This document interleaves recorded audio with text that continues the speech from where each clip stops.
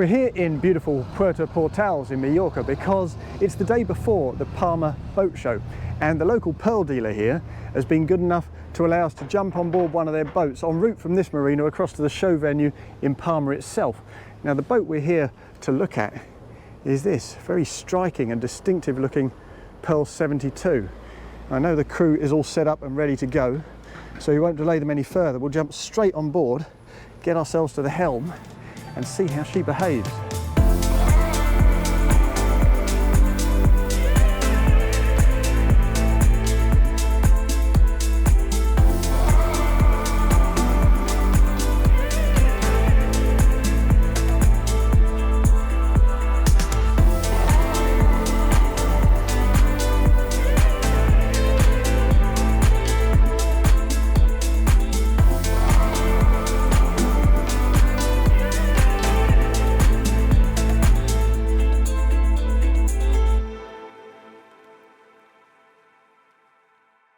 Now, the first thing I really like about this helm station is the fact that it's pretty sociable. There's a big dinette to the port side. It actually goes a good, I'd say, 4 or 5 feet forward of the helm position, so you can easily chat to people underway. If you're on a long passage, you don't feel like you're isolated at the helm.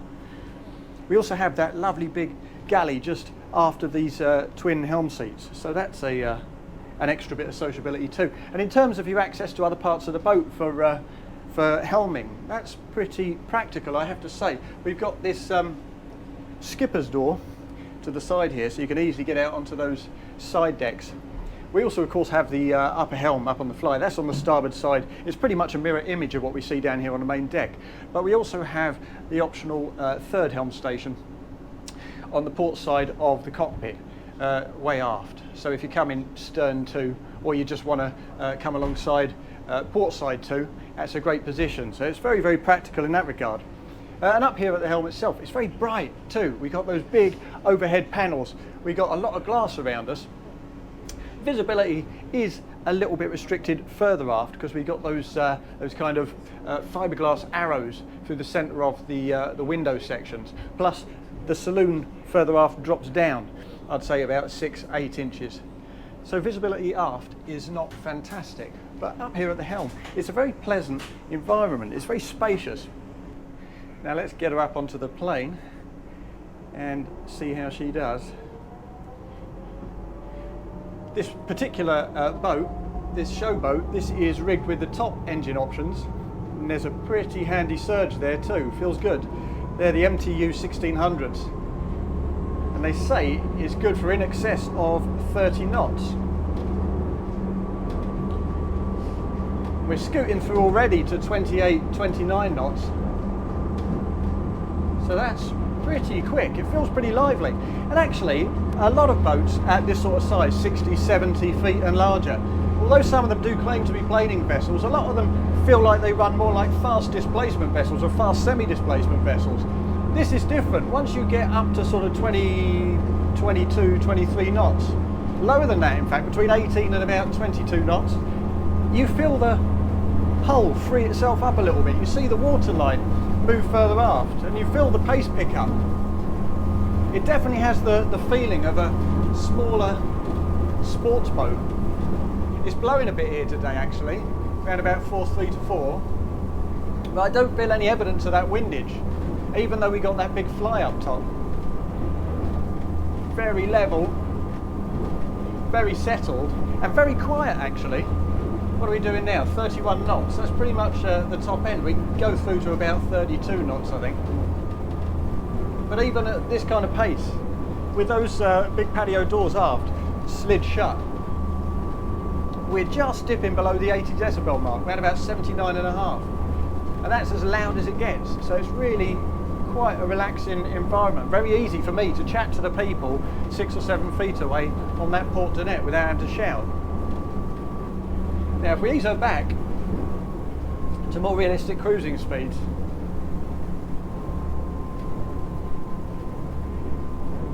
once you get to between 18 and 22 knots, the fuel flow figures are actually pretty sustainable.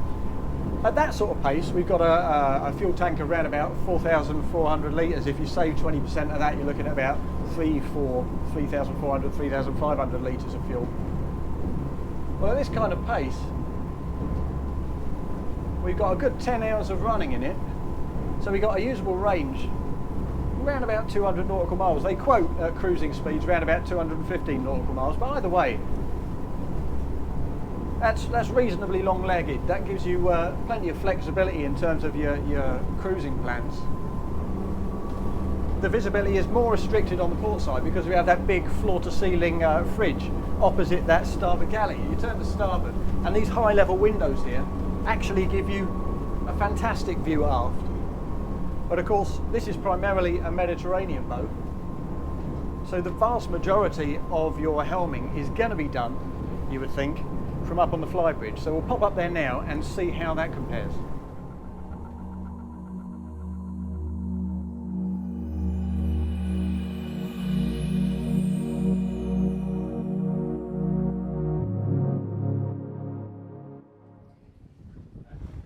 Well, up on the flybridge at this starboard helm, as I say, it's pretty much a mirror image of the main deck helm, and that's a very good thing.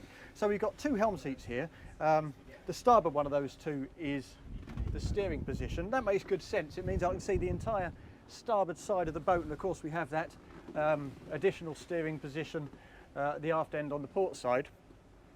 There's a very substantial wind deflector in front of me, and again we have a port dinette that moves further forward than the steering position itself, so it's very, very sociable indeed.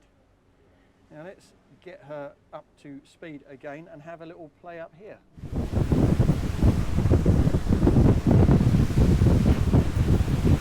Of course, when you're up top, that hill feels a little bit more pronounced, which is quite a pleasant thing. I actually find myself having to stoop a little to see the horizon as we turn to port. But of course, with this lovely louvered sunroof overhead, we can open those up so we can see the horizon properly, or we can shift them right back. So that's no problem at all. As at the helm down below, we also have the bow and stern thrusters as well as the twin throttles, so there's plenty of controllability. And we have a nice big compass up in your eye line just above your big 16-inch plotters. It feels very well built too. On some flybridge models you feel a certain degree of flex at the upper helm, particularly when you run across the swells or across a set of wakes at decent pace. But you get none of that here at all. It's very well sorted indeed. And it shares all the positive elements of that lower helm, the sociability, the legibility of all the instruments, the comfortable helm position.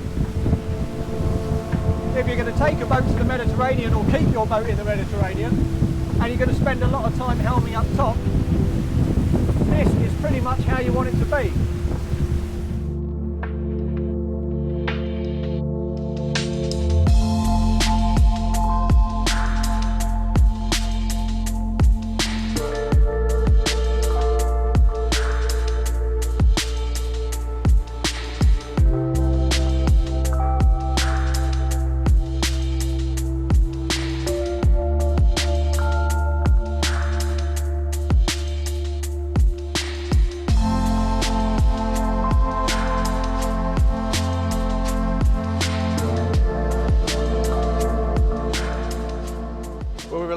In Palma now on the first day of the boat show, and it's very clear to me that if the aesthetic is very unique, very distinctive, very striking, well, so is the way they've arranged the internals on this boat.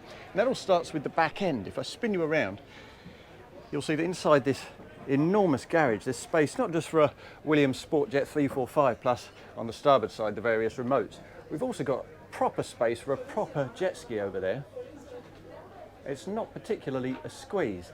Now they have, as you can see down here, dropped that deck level beneath that of the swim platform just to generate the extra volume, and that does have an impact down below in the engine room, and we'll see that in a little bit. But first, let's just climb up here and have a look at the top of this hatch, because this section here, that's a fold out seat, aft facing seat for 3 people, which is a very nice touch.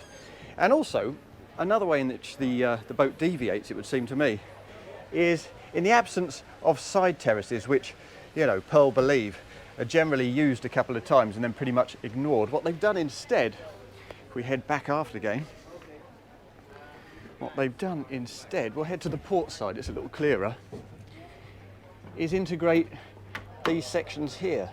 So these fold right down aft and enable you to step from the swim platform out onto a private little side terrace here, down at water level, which is a much more useful and usable way to enjoy a fold-out terrace, because it expands your beach area enormously.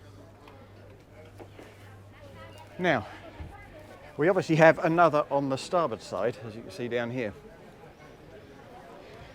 But what we'll do is pop round to the crew cabin before we take a look at the other external spaces. And that's down here via this rather lovely super yacht style hatch on the port side, down some relatively steep but not problematic steps. And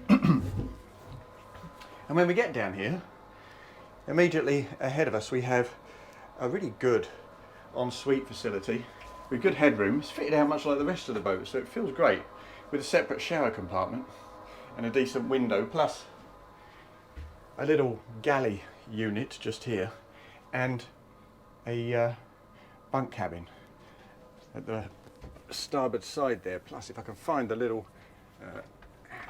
there it is, the little catch. Some really good storage here.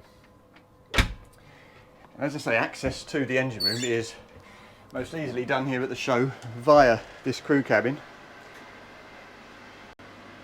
There's the bottom of that garage as it projects down into the engine bay. But there's still space for a pair of these upgraded MTU 1600s. And let's face it, the owner of this boat is not going to be doing his own servicing. So it's definitely a compromise worth making. Now let's close that back up and get back up into that cockpit. Incidentally, if you don't want to take crew with you, this would be a fantastic spot to stick your kids or a couple of teenagers who just want a bit of separation from the accommodation further forward. Now in the cockpit, what we have is a huge transverse bench aft. We also have a couple of tables, and these are rather cool. They're little steel braces, enable you to fold them out so you can have an unbroken table right the way across to seat 10, 12 people. And they also slide fore and aft very easily, so it's a nice setup. This enables you to tailor the space to the number of people you have sitting here and actually preserve a bit of access to that bench. Now without further ado, what I want to do is get straight into that saloon, because it's really quite impressive. And as we move over here, you'll see that the door slides straight open. It's set on automatic. We also can set that on manual, and then you just hit one of these buttons to slide it open under power. So that's a nice touch in its own right. But the saloon itself feels absolutely lovely. Now on a lot of boats that you see, particularly new models, they try to maximise that sense of volume by just leaving it relatively open, like a blank canvas with peripheral furniture down either side and huge companionways down the centre. But volume for its own sake is of no great use. What you want to see is the designers make best use of that, and Pearl has absolutely achieved that here. An asymmetrical layout, of course, and what you'd expect on a flybridge cruiser is that galley to be positioned way aft back here, so that it kind of integrates inside and outside, serves this aft cockpit, and also serves the people on that flybridge up top. But rather cleverly, they positioned it further forward amidships, and we've got a little galley unit here in the port side of the cockpit to compensate for that, plus a really decent galley up top on the flybridge, as we'll see later on. Now we've just been shut out, we'll allow that to open for us, get back in. Now we have a very low level casual lounge area on the port side. This is nice detailing. This backlit unit here, that'd look lovely at night. And from this low level, if I perch myself down there, you see the views are fantastic all round. It feels very spacious. It also feels very homely and quite relaxed. As for that galley on the starboard side, well, it's an enormous galley, it has to be said. It encompasses quite a substantial portion of this lower saloon area, and we have a bar built into it on the port side with 3 stalls. which increases the sociability of the space if you're required to cook. There's loads of work surface, loads of storage, and a couple of nice little features here too.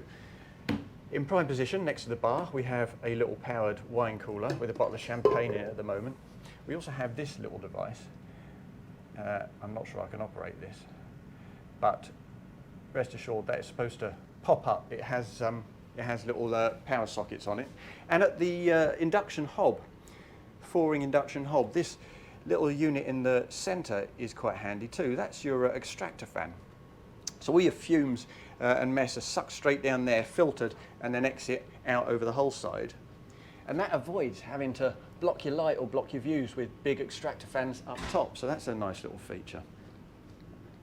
So it's all underlit here with ambient LEDs, so it appears to float. It looks very, very cool. And the fit out here is one of 3. This is Indulgence, which is halfway between the luxury and the more modest sort of bright, modern Scandinavian fit out. It's actually called modern. And up on the higher level, alongside this 2-man helm, we have a genuinely spacious and very sociable dining area. Quite relaxed though, again, like the lounge furniture further aft. Now, what we'll do is get back aft and pop straight up onto the flybridge through these obedient doors. Here's the 3rd helm station that we talked about on the port side, ideally placed so that you can look up and down that port side. And we also have a gate here that enables you to step straight off onto the pontoon if that's what's happening. Up we go. It's a lovely big hatch. There's no prospect of banging your head on this. And on the flybridge, as mentioned, here's your galley area. I think we have a good size of grill under here. There we are. And a good size of sink under here too. This is boat number 1, so this is sticking a touch, so I won't attempt to remove that. Plus a good drop-in freezer unit here for all your drinks. As you would expect, because we have the loungers here, we have a big dinette here and another dinette on the port side forward, which kind of mimics the layout on the lower level. We have the facilities you need to cater for that. So here we have an ice maker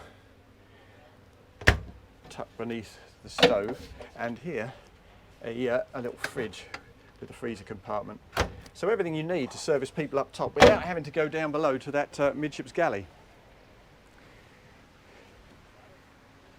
Now, as I say, it does kind of mirror the setup down below. So 2 helm seats on the starboard side, a nice wraparound casual dining area on the port side, butting up against this galley. Opposite that, on the starboard side, a nice big dinette. Again, easily big enough, I would think, to seat 8 people. And there's some nice aft-facing loungers, plus a bit of freestanding furniture on the back end. We do have a glass balustrade here, but we've got a pretty mighty thick piece of fiberglass, which is more substantial, you would think, than it needs to be. And it's pretty practical too. Beneath these sunbeds, we have a huge storage space in here, currently filled with show gear, but it's a vast cavity. And what I also like up here, other than the fact that we've got a sunshade that pops straight out from the back of this hard top to shelter those further aft, we have this louvered sunroof. So you can open up those slats, give yourself whatever kind of shade or sun you like, or you can open them up and slide them all the way back so it's completely open space. Drench the upper deck in light. And it's a big flybridge too. It's not just well arranged, it's genuinely big. Really wonderful day space, that. And as mentioned, the helm is also a very satisfying place to be. If you're going to spend your time in the Mediterranean helming up top, this is how you want it to be, with a nice view of the bow lounge, which in itself is another very spacious, well appointed area of this boat. Now let's pop down below and take a look at that accommodation. I think you're likely to be extremely impressed. And the fact that this boat uses V-drives, of course, means that the engines are positioned, as you saw in the engine bay, a long way aft. And that frees up all kinds of space for volume on that lower deck. Now, as we re-enter the saloon, there are two stairwells, one on the port side and one further forward. I think we'll have a look at the guest cabins first. As you go down, you notice that we have, again, glass balustrades. That helps the light flood down below into this central walkway. And when you're in here, if you look aft, there's the VIP cabin. Now, Pearl likes to say this is basically a second owner's cabin, and I'm inclined to agree with them. It's difficult to discern which is the preferable cabin out of this and the one forward. Personally, I would go for the one forward, and I'll show you that in a minute. But as you can see, what we have is a bed in the centre of this room, fore and aft, orbited by a good wide deck. We have, I would call it a dresser on the starboard side, but there's no fold-up mirror, so perhaps it's more of a desk. Either way, it's all very nicely appointed. Nice big windows, opening portholes, a bit of shelving there, and rather cleverly, the TV is positioned behind this floor-to-ceiling mirror, so it only appears when you want to watch it, which is a really, really nice touch. Good size of bathroom. Again, very good headroom, probably about 6'5", and a large shower in here. Oh, if I can open that up, there we are. With a handheld unit and of course a rain shower up above. And a little seat there. Very civilised. Now of course we have another two guest cabins further forward. We have the double here on the port side, again with its own ensuite facilities and separate shower, again a rain shower. Again, a remarkable headroom here. I mean, that's in excess of 7 foot, I would think. TV behind glass, as in the VIP cabin. And if we move to the starboard side, the twin, fixed twin, is also a very classy spot. Good size of beds, loads and loads of volume up above. Excellent headroom, big windows behind those blinds. It's quite a nice fit out. It feels quite modern. Not as modern, of course, as the modern fit out, the Nordic style one. I can't open that, so we'll move on. Rest assured, the natural light is actually very good in here. And here we have the ensuite for that twin room. Again with a separate shower, again lots of space, lots of headroom. But of course we have a second access point to that. If I close that door over, there we are. You can access that from this transverse corridor and use that as the day heads. And let's close that back up and go back up top and have a look at the forward cabin, which I really am quite excited by, I have to say. Now ordinarily, again, look, we've got these glass balustrades. It helps just flood that with light, and it just makes you feel less closed in. And actually, while we're talking about glass, of course, we've got these vast overhead sunroofs. Got blinds on, mercifully, today, so we don't bake in the Palmer sun. But as we go down here, conventionally you'd expect to access the forward cabin directly. What we do here is turn left and right, a little dogleg round the corner. And the reason for that is because they want to free up the forward part of this cabin for this delightful setup here. It's absolutely lovely. So the double bed is positioned against that bulkhead, and that's enabled by that dogleg, that little walk round the corner we just took. The fact that they've done that frees up all this space forward. And it's so lovely. It's such a lovely space. It's spacious, but it's very, very intimate for a couple to sit there and have breakfast in the morning. Drenched in natural light, as you can see. We've got light on all three sides of those sunbeds up top, giving you light from the foredeck, as well as long raked windows on both sides and opening portholes. And curved furniture, Feels very fluid, very organic, very natural. It's a fantastic space, really impressive. And for me, though they say that this boat boasts 2 owner's cabins, this is the owner's cabin all day long. Partly for that little lounge space, partly for the light, partly because it enjoys its own private staircase, and partly, of course, because if you're mooring stern to in the Mediterranean, you want to be as removed from the pontoon as possible, and the engines for that matter. Enjoy a bit of privacy and enjoy better views, and this provides all of that. Plus, of course, another extremely generous bathroom with a big separate shower. Now there are, of course, lots of lovely little individual touches around this boat.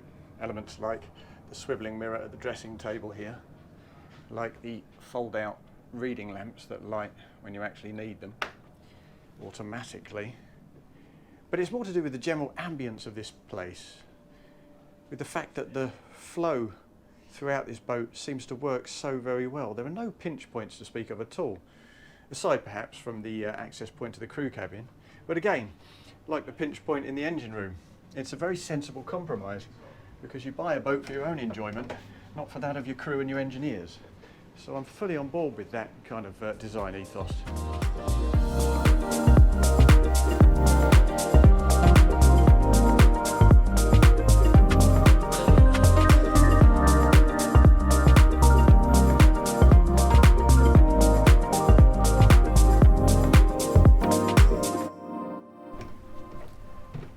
Needless to say then, I'm pretty impressed with this Pearl 72.